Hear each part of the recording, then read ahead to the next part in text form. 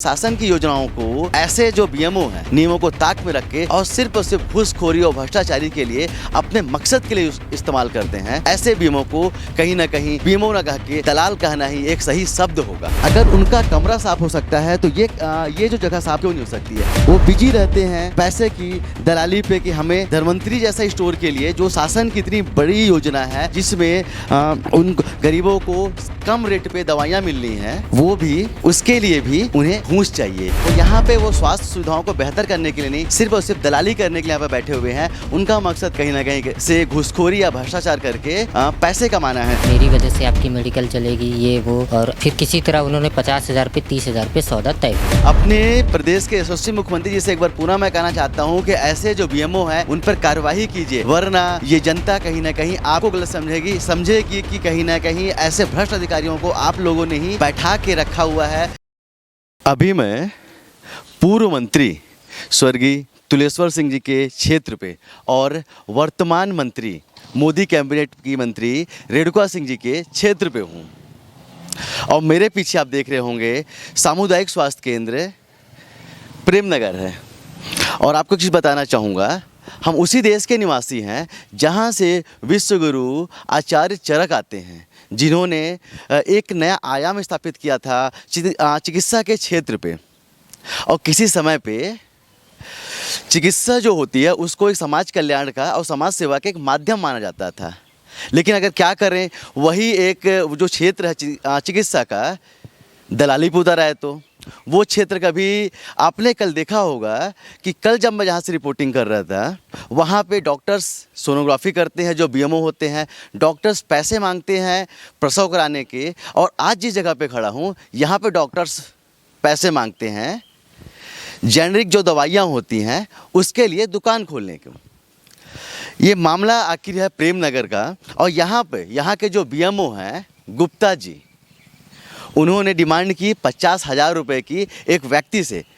किसके लिए? कि जो प्रदेश सरकार की योजना है धनवंतरी योजना, जिसके अंतर्गत पे जेनरिक दवाइयाँ प्रोवाइड की जाती हैं, गरीब लोगों को सस्ती दवाइयाँ मिल सके, उस योजना के अंतर्गत इस परिषद में एक धनवंतरी स्टोर खोलने के लिए यहाँ के जो बीएमओ हैं वो 50,000 रुपये मांग लेते हैं। तो कहीं ना कहीं इसे मांगना नहीं, इसे दलाली कहा जाएगा कि जिस तरह से शासन की योजनाओं को ऐसे जो बीएमओ हैं नियमों को ताक में रख के और सिर्फ घूसखोरी और भ्रष्टाचारी के लिए अपने मकसद के लिए इस्तेमाल करते हैं, ऐसे बीएमओ को कहीं ना कहीं बीएमओ ना कह के दलाल कहना ही एक सही शब्द होगा।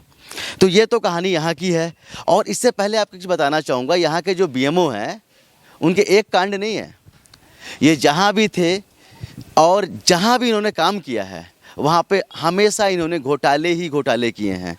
कभी ये 15 दिन की सैलरी खा जाते हैं किसी एम्प्लॉय की, तो किसी एम्प्लॉय को अपने घर पे रख के काम करवाते हैं। और पैसा कैसे मिलता है? जीवनदीप समिति से। तो कभी ये जीवनदीप समिति की मीटिंग नहीं करते हैं और उस पैसों का गोलमाल करते हैं। तो ऐसे तो यहाँ के बीएमओ हैं।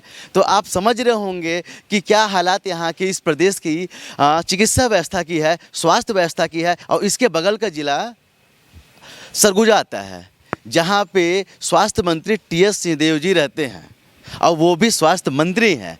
तो उनके ज़िले के बगल के ज़िले में इस तरह के कांड होते हैं, इस तरह के भ्रष्टाचारी बीएमओ को बैठाया जाता है, जो कहीं ना कहीं शासन की योजनाओं को पूरी तरह से अपने भ्रष्टाचार में लिप्त करना चाहते हैं और उस पे धांधली करना चाहते हैं। जहाँ पे गरीबों को अच्छी सुविधाएँ मिलनी चाहिए, उनको एक कम पैसे पे दवाइयाँ मिलनी चाहिए, वो दुकान खोलने के लिए, वो स्टोर खोलने के लिए, वो मेडिकल दुकान खोलने के लिए उस व्यक्ति से 50,000 रुपये मांगते हैं। और कहीं ना कहीं ये शासन की योजनाओं का बंदरबाटी कहा जा सकता है कि ऐसे भ्रष्ट लोगों को बैठाया जाता है सिस्टम पे, जिससे वो गरीबों का हक छीन सकें और अपनी जेब भर सकें। मेरे पीछे आप देख रहे होंगे ये जो कमरा है खंड चिकित्सा अधिकारी यानी कि बीएमओ, आप देख रहे होंगे कि कमरा कितना साफ है, सुसज्जित है, एक भी पान के छींटे नहीं हैं और कितनी अच्छी व्यवस्था उन्होंने अपने लिए कराई हुई है। लेकिन एक चीज़ आपको बताना चाहूँगा कि जो बीएमओ होते हैं उनका काम होता है उसके अंतर्गत में जितने भी प्राथमिक स्वास्थ्य केंद्र आते हैं, उप स्वास्थ्य केंद्र आते हैं, उनकी सुविधाओं पे ध्यान दिया जाए। लेकिन आप देख रहे होंगे कि ये देखिए, ये पानी है, यहाँ पर से जो यहाँ मरीज आते हैं ये और यहाँ से ये पानी पीते हैं, तब समझ लें कि इसमें पानी निकल ही नहीं रहा है तो पानी पीते क्या होंगे।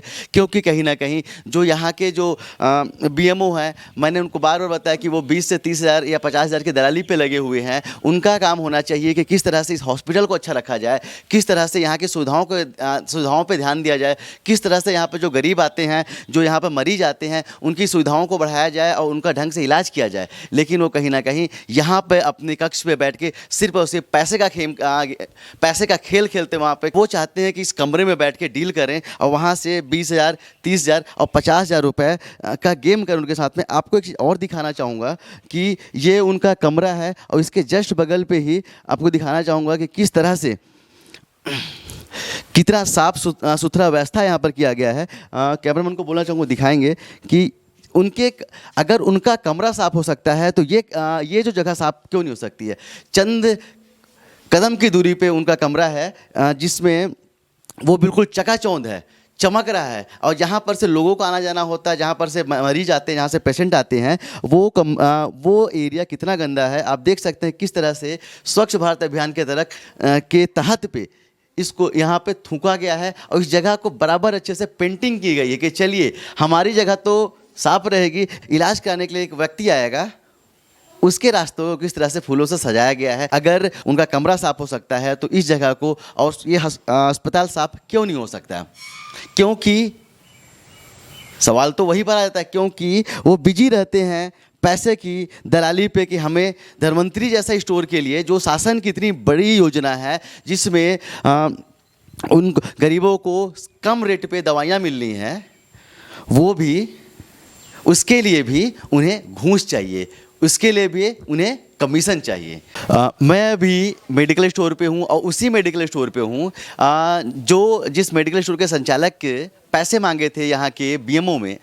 तो चलिए उनसे पूछते हैं कि पूरी घटना क्या थी और क्या क्या बातें हुई थी। क्या नाम है आपका? सर अमित तिवारी। क्या बात हुई थी आपके बीएमओ से? सर सबसे पहले तो उन्होंने मुझे एक दिन कॉल किया, मेरे को बोले कि आप ऑफ़िस आइए। तो मैं ऑफ़िस गया तो उन्होंने बोला कि तुम ऐसा करो, टेंडर भर दो, मैं तुमको दुकान अंदर में दे देता हूँ। तो मैं बोला ठीक है सर, अगर आप बोल रहे हैं तो मैं दुकान अंदर मिल रहा है तो कोई भी खोल लेगा। तो मैं टेंडर भरा। फिर उसके बाद जैसे ही टेंडर मैंने भर के उनको दिखाया तो उन्होंने बोलते हैं 50,000 रुपये लगेगा, तुम ये दोगे फिर मैं तुमको दुकान दूँगा, तुम मेरी वजह से तुम्हारा दुकान चलेगा, ये वो। फिर मैं बोला सर मेरे पास नहीं हो पा रहा है अभी। तो बोलते हैं मैं फिर तुम्हारा मेडिकल नहीं चलने दूँगा। फिर ऐसे अच्छा, ये भी बात बोले कि मैं तुम्हारा मेडिकल नहीं चलने दूँगा। और फिर मैं बोला ठीक है सर, कोशिश करता हूँ मैं बोला। फिर इसी बीच मेरी बातचीत एसीबी वालों से हो गई। एसीबी वालों से मैंने ये सब घटनाक्रम जो है मैंने बताया। तो एसीबी वालों ने मुझे खुद अपने डिवाइस दी और बोले आप किसी मोबाइल या इसमें रिकॉर्ड नहीं करेंगे, आप हमारे डिवाइस में रिकॉर्ड करेंगे। तो मैं अपना डिवाइस कॉलर पे छुपा के गया और सारे चीज़ों को मैं उनसे कबुलवाया। तो उन्होंने सब चीज़ों को कबूला है। आप उस ऑडियो में देखेंगे कि वो बोल रहे हैं कि मेरी वजह से आपकी मेडिकल चलेगी, ये वो। और फिर किसी तरह उन्होंने 50,000 पे 30,000 पे सौदा तय हुआ। मैंने स्पष्ट रूप से कहा है कि यहाँ का जो बीएमओ है वो यहाँ पे वो स्वास्थ्य सुविधाओं को बेहतर करने के लिए नहीं, सिर्फ और सिर्फ दलाली करने के लिए यहाँ पे बैठे हुए हैं। उनका मकसद कहीं ना कहीं से घूसखोरी या भ्रष्टाचार करके पैसे कमाना है। तो अभी क्या लगता है, अब दुकान चल पाएगी? सर हमारे 2 मेडिकल तो हैं ही, एक बंद भी हो जाएगा तो क्या फ़र्क पड़ता है। चलिए, लेकिन लोगों को जागरूक होना पड़ेगा। और मैं बहुत बहुत धन्यवाद करना चाहता हूँ इन व्यक्ति का कि जिन्होंने समझदारी का परिचय दिया और कहीं ना कहीं एसीबी से जाके शिकायत की। तो हो सकता है कि जब एसीबी की जांच पूरी हो जाए तो ऐसा जो यहाँ के जो भ्रष्ट बीएमओ है उसके ऊपर कार्रवाई हो और उसकी सेवाएं समाप्त की जाएं। क्योंकि ऐसे जो लोग होते हैं जो गरीबों का पैसा खाना चाहते हैं। क्योंकि आपको बताना चाहूँगा कि जो दुकान मेडिकल स्टोर खुलने वाली थी वो प्रदेश सरकार की एक योजना है, धन्वंतरी योजना, जिसके अंतर्गत में जेनरिक दवाइयाँ प्रोवाइड करनी है गरीबों को, जिससे उन गरीबों को सस्ते दर पे दवाइयाँ मिल सकें। लेकिन उसमें भी भ्रष्टाचार करने से नहीं चूकते हैं ऐसे बीएमओ जो ऐसे जगह पे बैठे हैं अपने कद का फ़ायदा उठाते हुए, अपने पद का फ़ायदा उठाते हुए और चंद पैसों के लालच में ऐसे गरीबों के साथ और लोगों के साथ अन्याय करने पर नहीं चूकते हैं। चलिए, आपको एक बार फिर से और धन्यवाद देता हूं कि ऐसे जागरूक लोग हमारे समाज में हैं तो कहीं ना कहीं हमारा देश आगे जरूर बढ़ेगा। क्या है, वो गरीबों के लिए ही आई थी कि आप 55% पर डिस्काउंट देंगे। अगर हम अब इनको 50,000 देते हैं, फिर ये लोग इन्होंने बोला कि मुझे मंथली 35% चाहिए, तो पॉसिबल ही नहीं है कि मैं या तो फिर पब्लिक को दूं या तो फिर इनको दूं। तो कैसे चला पाएंगे हम, बताइए। अच्छा, दवाई पे भी कमीशन मांग रहे थे? हाँ, मैंने कहा 35%, जो ओवरऑल मेरे पास, टोटल सेल का 35%? हाँ, जिसमें 20% तो बचता ही है, और मतलब गवर्नमेंट को, पब्लिक को 55% देने के बाद। तो सुन रहे हैं ना मुख्यमंत्री जी, अपने प्रदेश के यशस्वी मुख्यमंत्री जी से एक बार पुनः मैं कहना चाहता हूं कि ऐसे जो बीएमओ हैं उन पर कार्रवाई कीजिए, वरना ये जनता कहीं ना कहीं आपको गलत समझेगी कि कहीं ना कहीं ऐसे भ्रष्ट अधिकारियों को आप लोगों ने ही बैठा के रखा हुआ है, उनको संरक्षण दे के रखा हुआ है। मेरी आपसे एक अपील है कि इस प्रदेश की जनता ने आपको बहुत ही गर्व के साथ में और इतनी सारी सीटें दे के बैठाया है कि आपके पास एक ताकतवर विपक्ष भी नहीं बचा है। तो शायद लोगों की भी उम्मीद है कि ऐसे जो अधिकारी हैं, ऐसे जो बीएमओ हैं जो खुलेआम भ्रष्टाचार करते हैं, ऐसे व्यक्तियों पे और ऐसे अधिकारियों पे कहीं ना कहीं और जल्द से जल्द कार्रवाई होनी ही चाहिए। तो निश्चित रूप से ऐसे जो बीएमओ हैं, ऐसे जो भ्रष्ट बीएमओ हैं जो यहाँ पर इतने बड़े अस्पताल में बैठ के दलाली का गेम कर रहे हैं, उनके ऊपर कहीं ना कहीं कार्रवाई होनी चाहिए। और ये कार्रवाई करनी चाहिए यहाँ के जो सीएचएमओ हैं, अगर वो सीएचएमओ इनके साथ नहीं मिले हुए हैं तो ऐसे बीओ पे तत्काल कार्रवाई करनी चाहिए और उसको तुरंत पद से हटाना चाहिए और खासकर उसकी सेवाएं समाप्त करनी चाहिए, क्योंकि ऐसा व्यक्ति हमारे समाज का दुश्मन है, ऐसा व्यक्ति इस प्रदेश का दुश्मन है, ऐसा व्यक्ति इस क्षेत्र का दुश्मन है। अभी मैं आपको बताना चाहूँगा कि उस बीएमओ का पक्ष तो मैं नहीं ले पाया हूँ, क्योंकि वो कहीं ना कहीं यहाँ पे नहीं है। अगर वो होते तो निश्चित मैं उनसे कुछ ना कुछ कड़वे सवाल पूछता कि आखिर पैसे मांग क्यों रहे हो। अगर जब सरकार आपको पैसे दे रही है, आपकी जो काम है उसके एवज पे आपको सैलरी मिल रही है, तो 50,000 रुपये किस दलाली के मांग रहे हैं। चलिए एक बार हम फिर यहाँ पर आने की कोशिश करेंगे और यहाँ पर आके जिस समय पे यहाँ पे वो बीएमओ यहाँ पर होंगे उनसे बात करने की कोशिश करेंगे और एक बार सच्चाई को पुनः आपके सामने लाने की कोशिश करेंगे। चलिए, प्रदेश में कहीं भी रहूँगा, भ्रष्टाचार और अन्याय करने वालों के विरुद्ध पे आवाज़ उठाता रहूँगा।